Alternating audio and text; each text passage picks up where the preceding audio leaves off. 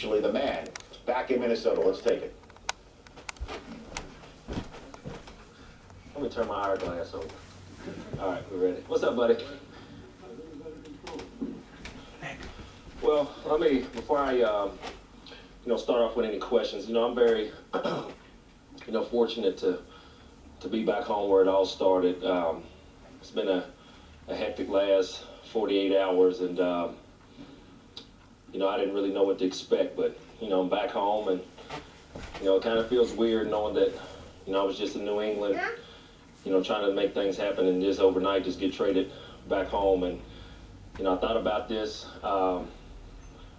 time and time again about, how this thing was going to play out. And, is the love for me still here in Minnesota. And, all I've been seeing is nothing but positive. So, to all the Viking fans and, that's coming to that Metrodome, pull your 84 jerseys out. I think it's going to be a fun ride.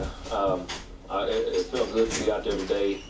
I've watched these guys from afar. Williams brothers, Brett, you name it. I've Hutchinson, McKinney.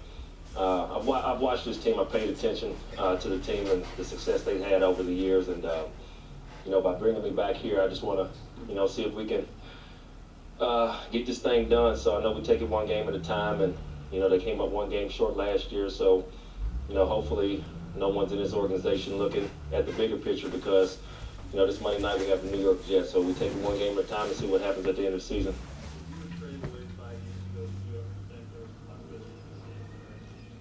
I have strong faith. I have a lot of faith in God that, praying every day and every morning He'll put me in the right situation. And I think by me being traded from New England here, I guess this was His plan. So I'm going to embrace it and take it in stride and hopefully, bring it home. What? If you've been watching TV, it's a business, so I don't want to get into that.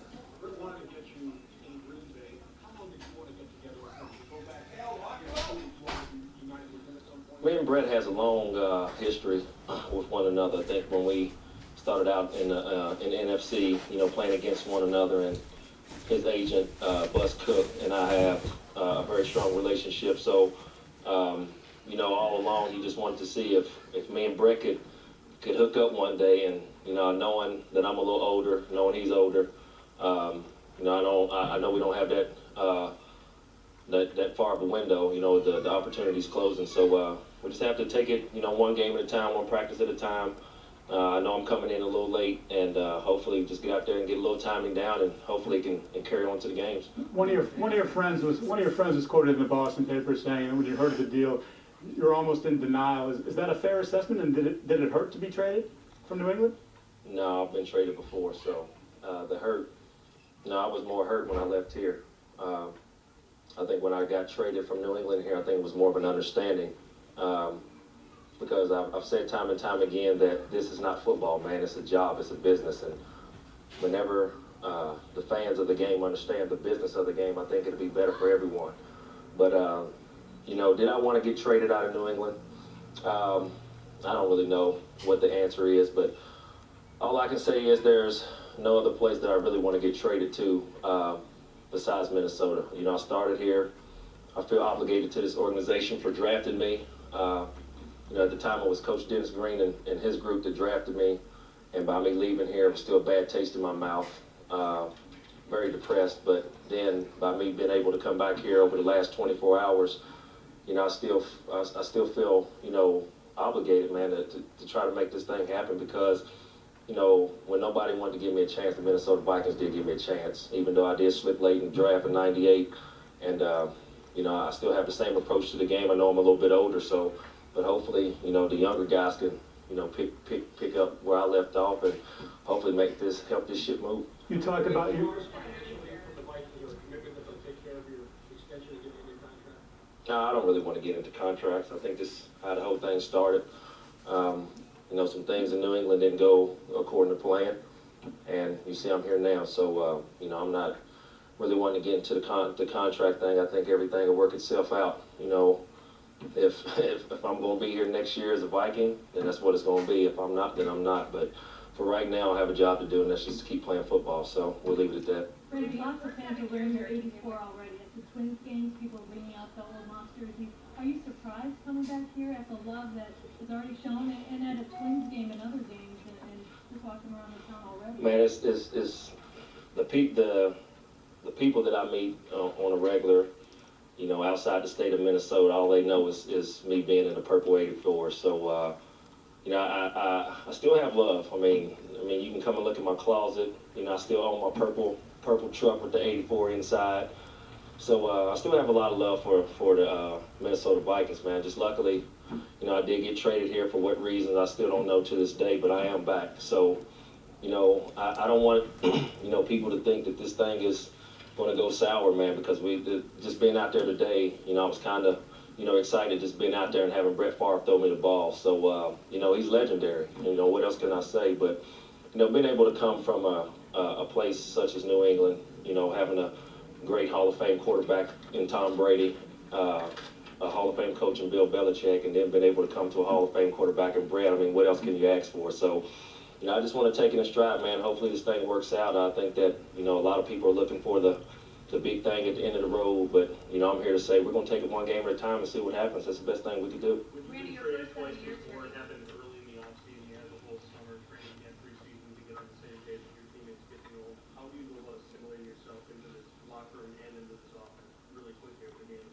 Well, I think that, you know, for the most part, you know, just ease and work my way in. You know, I'm not, you know, coming here to, you know, to try to be vocal. I'm just here to play. You know, my job that I've had to do since I've been in this league is to help my team win and score touchdowns. So that's what they brought me in here to do, to try to help this passing game. And, you know, by any means necessary, I'm just going to go out there and just try to do my job. That's all I can do. Randy, your first 7 years here came with a lot of love, but also a lot of controversy. You made many headlines with your pass catching abilities as you did. Your controversy became your both on and off the field. So, what kind of Next question. I need the next question. Next question. Next question. Next question. Randy, you played on a couple of best offenses in history.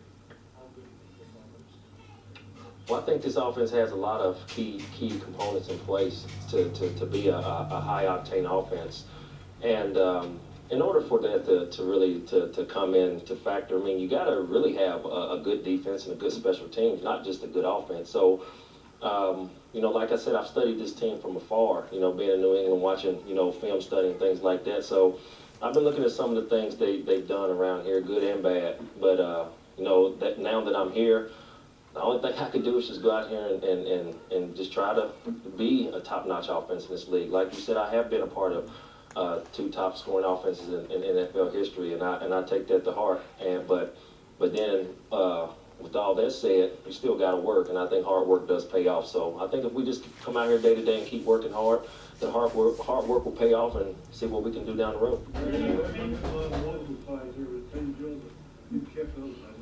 I've always kept I think it was maybe 6 tickets or something like that, because those kids, you know, don't really get to see much. And, you know, I think when I first came over there, all they screamed was coming to a Viking game. And when I left here in 05, they still asked me the question, did I want to keep my tickets? And I said, man, I wouldn't dare, you know, take those tickets from those kids. So over the years, that money's been coming out of my pocket. And now that I'm back, I think I'm just going to have to take some visits over there to pep those kids up, man. So I look forward to getting back out in the community, man. I think that, you know, I did a few things here that, you know, I'm proud and appreciative of. And, you know, now that I've been gone, I still want to get back out there in the community and just try to better the people.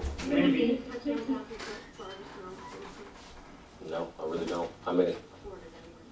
Wow. 4 9. Well, like I said, he's first ballot Hall of Famer. And I can remember one time, my rookie year, we were playing in Green Bay, and they wanted all the offensive guys to come and sit down. Everybody come and sit down and rest your legs. I said, no, I want to watch Brett Favre and see his magic. So, you know, like I said, I know I'm a little up there in age, but I still feel I can play at a high level, and Brett probably feels the same way. So, with all that said, man, I'm just want to be here just to fit in the offense. I don't, you know, want them to make me the focal point of trying to make this thing move. I just want to fit into a piece of the puzzle, and hopefully we can make this thing move. You've been in your age a few times. Are you different? I mean, to just say that to try I am. I think that I've learned the knowledge. I think I've gotten a little bit smarter, understanding coverages, understanding, just the little ins and outs of the game. But as far as my physical ability, of course I've lost the step, but me losing the step compared to everybody else, I'm still one of the fastest guys in the league. So we just leave it at that, man. But like I said, man, I feel it physically that I might have lost a step, but I still like to go out here and compete every day. I like to go out here and compete on Sunday, and hopefully we can go out here Monday night and compete. You never really had the luxury of having someone like an Adrian Peterson either in the running game. How excited are you to have him? Very excited. I am very excited. I think I seen him run against the Detroit Lions when he broke through the hole, hit up the sideline, and couldn't nobody catch him. That was very impressive. And all I was thinking about was, dang, do I still have the speed to catch him if me and him was running up the sideline? So, I've always been a big fan of Adrian Peterson back when he was in school. When I think he hurt his shoulder or something like that in college and then came into the league. So I've always been a big fan of his. And I think the question was, dang, just think if Moss was still there with Adrian Peterson. But like I said, I'm happy. I'm happy to be here, knowing that this running game can go whenever it wants to go. And I'm here to hopefully make this passing game go when we want it to go. So, the sky's the limit if we keep working hard, and hopefully down the road we can see what happens. No, I know it's going to be bananas. I already know. I know it's going to be bananas. I don't even know when that game is, who we play. I really don't know. But all I know is I don't know how it is now, but back in the day we used to run through the ship and they scream your name. But I put it like this, if that's the way they still do it, then I know I'm going to feel a lot of nervousness, but at the same time, it's going to be a lot of energy in that building, so I look forward to that. Belichick had an impromptu press conference today. It wasn't on the schedule. He called it. He spent the entire time talking about you, his relationship with you, defended you as a teammate, as a player. How come it didn't work? If he felt that love for him and you have the respect for him, how come it didn't work? Well, what me and Bill, Coach Belichick, talking about, I don't really want to make public. The respect that I have for him as a coach and as a man is speaks, high volumes, because, Bill is the one that brought me to New England from Oakland, and, I commended him and thanked him for that, because me being in New England, that was something special. I've never been, a part of a team, and that's all I ever want to do, just be a part of a team. And they're a team. And now that I'm gone, I'm not going to say anything negative. I'm not going to bash the organization, because I think that, they gave me an opportunity to go out here and play when nobody else thought I could go out there and play at a high level. So, whatever me and Coach talked about, I want to keep that between the two of us. And, I wish him the best. I know we go there in a few weeks. One thing he did share with me is he wishes me the best, but that game right there. So, I look forward to facing those guys on the 31st of October. But, I still got love for them. I really do, man. It's just something that I'll never forget. We did some magical things up there, but, the show must go on, and it is a business. I think that's what a lot of people got to understand, the business side of football. Randy, how much is 2 questions for Randy?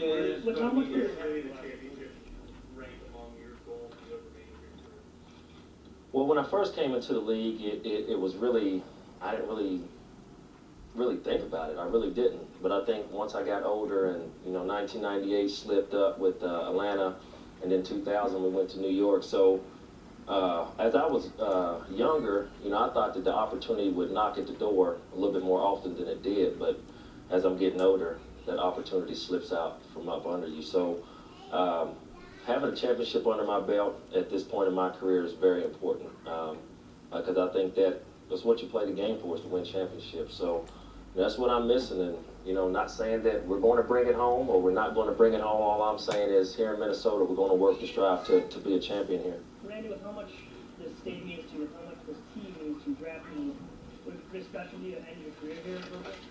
To end it, well, that's the guy over there. That's the boss man right there. He brought me here for a reason, and by me leaving here back in '05, it was, I can't really speak upon it because I was very depressed, and me going to Oakland and not winning games put me in a deeper depression. And as something crazy to say, but I am human. I do have emotions like everybody else. So and then by me being able to come back here, they've changed, the scenery, they've changed the uniforms and things like that. So I didn't know what to expect.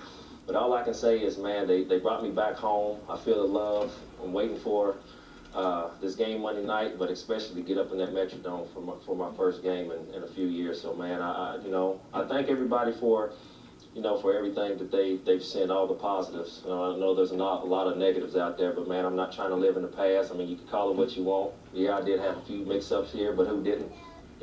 What if I'd have been on that boat? It really been some problems with it. All right, man, thanks.